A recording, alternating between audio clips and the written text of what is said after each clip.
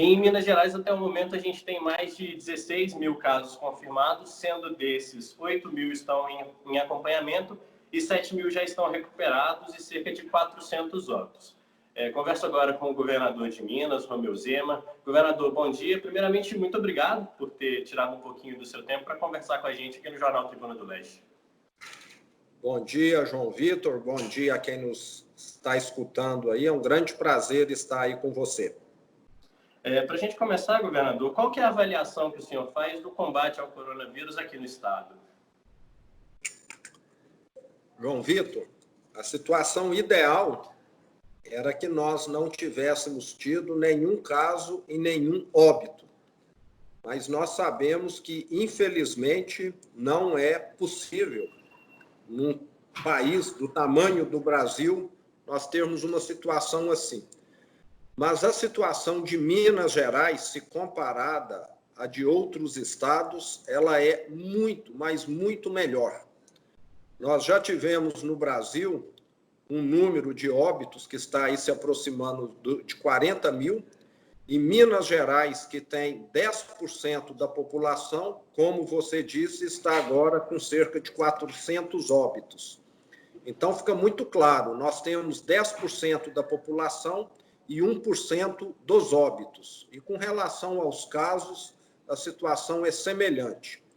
Eu atribuo essa boa condução da pandemia aqui a alguns fatores. O primeiro deles é que nós fomos muito ágeis em agir logo no início da pandemia. E a pandemia é mais ou menos como um incêndio. Se você age rapidamente, você consegue apagar o fogo. Se você demora a agir, ele começa a propagar e você começa a ter vários focos e uma dificuldade muito maior. Então, Minas, logo ali em março, ainda antes de termos qualquer óbito, tomou medidas de isolamento e isso foi decisivo para que a pandemia fosse bem controlada. Além disso, eu atribuo esse bom desempenho nosso ao mineiro. O mineiro fez um isolamento com muito melhor qualidade do que outros estados, porque ele é mais consciente, ele é mais criterioso. Outro ponto que ajudou também é a questão demográfica. 80% da nossa população está no interior do estado e só 20% na capital. Isso fez com que o vírus também propagasse numa velocidade menor. Tudo isso junto, eu posso dizer que faz com que Minas Gerais só seja hoje superada em óbitos por 100 mil habitantes pelo estado do Mato Grosso do Sul. Então, no Brasil hoje, nós estamos em segundo lugar como o estado mais seguro com relação ao vírus. O que eu não saberia dizer se é bom, né? Porque, infelizmente, perdemos quase 400 vidas, mas pelo menos é o menos ruim. Exatamente. O senhor falava dessa liderança, né, dessa vice-liderança no controle, mas ainda assim, de acordo com a ferramenta Farol Covid, a gente tem a 20ª taxa de adesão ao isolamento social no Brasil. Isso preocupa de alguma forma? Possibilita o aumento desse número de casos? Preocupa, sim. O isolamento social, nós sabemos, ele ajuda muito na questão de evitar a propagação do vírus.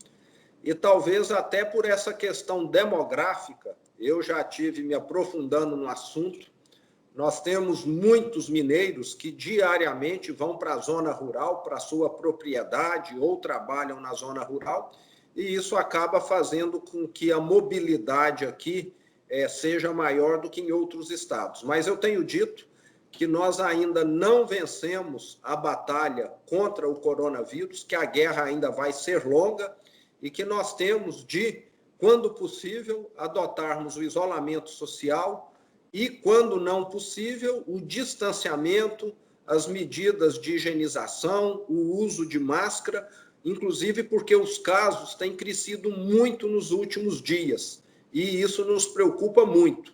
Então, nós ainda estamos em plena pandemia, as pessoas precisam ter consciência, nós ainda não passamos por ela. Além disso, um outro ponto tratado pelo Farol Covid é o da subnotificação, que pela própria Secretaria de Estado de Saúde também fala de um caso para cada 10. Como é que o senhor vê essa situação e o que pode ser feito? João, primeiro nós temos de lembrar que a subnotificação não afeta em nada o combate ao coronavírus. O ideal seria nós testarmos os 21 milhões de mineiros todas as semanas. Essa é a situação ideal, mas ela só existe nos livros de teoria, porque nenhum país, nem os ricos, conseguiram testar 100% da população. Nós temos, sim, testado toda pessoa que procura uma unidade hospitalar que é atendida por um médico que apresenta sintomas de Covid ou alguma coisa assemelhada. Ninguém que tenha sintoma tem ficado sem teste. Isso tem de ficar claríssimo. E todo óbito por síndrome aguda respiratória grave tem sido também testado, porque é uma doença que tem semelhança com a Covid. Então, não há em Minas Gerais, isso eu posso garantir, subnotificação. Pode ter, sim, alguém que faleceu antes de ontem e que o teste não foi feito e que só vai entrar na estatística de amanhã, porque não teve tempo hábil. Mas subnotificação não há. E testes nós temos recebido do governo federal agora e estamos deixando uma parte dos testes para serem utilizados agora no pico da curva que está prevista para o mês de julho. Se nós utilizarmos, sairmos nas ruas fazendo o teste nesse momento, pode ser que na hora mais aguda, mais crítica, eles venham a faltar. Mas eu te garanto, Minas não está sendo prejudicada pela quantidade de testes que nós temos feito. Na semana passada, a Agência de Desenvolvimento da Região Metropolitana do Vale do Aço emitiu um alerta aos prefeitos da região sobre a possibilidade de um colapso na saúde ali na macro-região. Qual que é a posição do governo quanto a esse possível colapso? De muita preocupação, nós estamos acompanhando o Vale do Aço. É uma região onde o crescimento de novos casos e de pessoas internadas mais cresceu no estado. E já alertamos os secretários de saúde, os prefeitos da região, que muito provavelmente, se essa curva não for revertida essa semana, eles precisarão adotar medidas restritivas de funcionamento das atividades econômicas. E quero deixar claro que nós temos disponibilidade de equipamentos que, caso venha se fazer necessário, serão transferidos para Ipatinga, para que as pessoas não fiquem sem tratamento, no caso de respiradores e outros.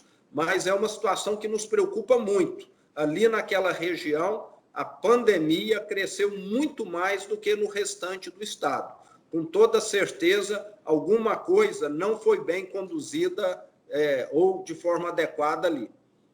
A gente tem uma proximidade, né, aqui na região leste e sul com a região do Vale do Aço. E com essa interiorização da doença, isso preocupa também, são duas regiões em ondas diferentes do programa Minas Consciente, né? A leste e sul na amarela e a Vale do Aço na verde.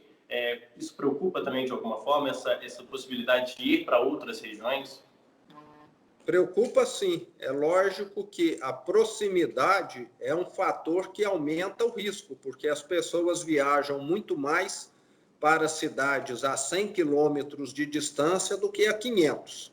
Isso realmente nos causa preocupação.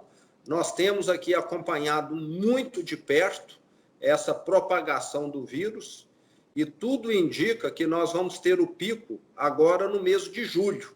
Esse pico inicialmente estava previsto para ter acontecido essa semana que nós estamos, mas desde o início da pandemia nós temos conseguido achatar esse pico, que é muito positivo, mas uma hora ele vai chegar. E nós estamos agora numa curva crescente de casos e, infelizmente, de óbitos. E mesmo que tivéssemos em isolamento, isso também estaria acontecendo. Mas quero deixar claro, da forma que estamos conduzindo, não haverá falta de leitos para quem precisar. Essa é a nossa grande preocupação. O que mata não é a questão do vírus, o que mata é a falta de tratamento, e isso não vai faltar. Então, a gente fala dessa falta de leitos, né? A gente está aqui em Manhuaçu, onde a microrregião corresponde a 23 municípios, ou seja, são cerca de 400 mil habitantes para toda essa microrregião. E aqui o Hospital César Leite, que é a referência para a região, ele tem apenas 10 leitos e desses 10 leitos, 9 estão ocupados. Como é que o senhor vê essa situação? Há possibilidade de um aumento nesse número de leitos aqui para a região também? Sim, estamos cientes dessa situação e nós estamos priorizando a ampliação de leitos, de respiradores nas regiões que precisarem. Tanto é que o Hospital César Leite, e já está definido, ele vai receber mais 10 leitos de UTI. Então, ele vai ter a sua capacidade dobrada para que ele possa estar atendendo a região, caso venha a ser necessário. E muito provavelmente será, porque nós sabemos, como acabamos de comentar, que a pandemia ainda está numa curva crescente. Então, a região terá aí a capacidade de leitos de UTI dobrada. Vamos falar então um pouquinho de economia, que essa semana Minas tem a receber a primeira parcela do pacote de auxílio a estados e municípios, né? Quanto que vem para o estado e como é que vai ser feita essa distribuição? João, o ideal é que essa parcela tivesse chegado o mês passado, mas devido a questões de trâmites burocráticas, o governo federal acabou não conseguindo viabilizar. Mas Minas vai estar recebendo neste mês de junho, depois nos 3 meses subsequentes, 748 milhões de reais por mês. Esse é o valor que o Estado estará recebendo de forma a compensar parte da queda na arrecadação de ICMS. E vale lembrar que esse valor que nós estamos recebendo será suficiente para fazer frente a aproximadamente 40% da queda que nós estamos tendo na nossa receita. Então, a situação financeira do Estado, que já era grave, está se agravando mais ainda devido ao advento aí da pandemia. Mas é uma ajuda muito bem-vinda e que sem ela a situação seria muito pior. Ontem o senhor anunciou o pagamento dos servidores públicos, né? Parte desse dinheiro será utilizada para isso também? Sim, se não fosse essa ajuda do governo federal, com certeza nós não teríamos condição de estarmos pagando essa primeira parcela agora. Então, agora sobre educação, que tem sido pauta também de muitos debates, né? Essa educação que está acontecendo de forma remota. Como é que o senhor tem visto isso e qual que é a programação para os próximos meses? João, infelizmente, a educação foi uma das áreas mais afetadas pela pandemia, porque nós estamos habituados a termos essa educação presencial, principalmente as crianças pequenas, de 5 a 10 anos de idade, 11, que não têm uma disciplina, que não ficam quietas muitas vezes, não sabem usar um equipamento eletrônico de forma adequada, estarão, nesse momento, não tendo uma aula com a qualidade que uma aula presencial teria. A nossa previsão é que no segundo semestre as aulas retomem. Nós temos tentado fazer de tudo para que essa aula à distância, não presencial, venha a suprir a aula presencial, mas nós sabemos que, com relação às crianças, sempre vai haver alguma defasagem.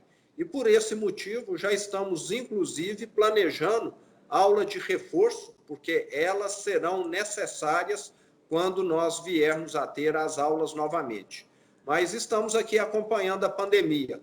Como escolas são locais onde se aglomeram 500, 300, 1.000 crianças, seria um risco muito grande nós reativarmos essas escolas nesse momento. Vamos ter de esperar o pico da curva da pandemia passar. na hora que os casos, os óbitos começarem a diminuir, vamos avaliar se será o momento oportuno para as escolas voltarem a funcionar.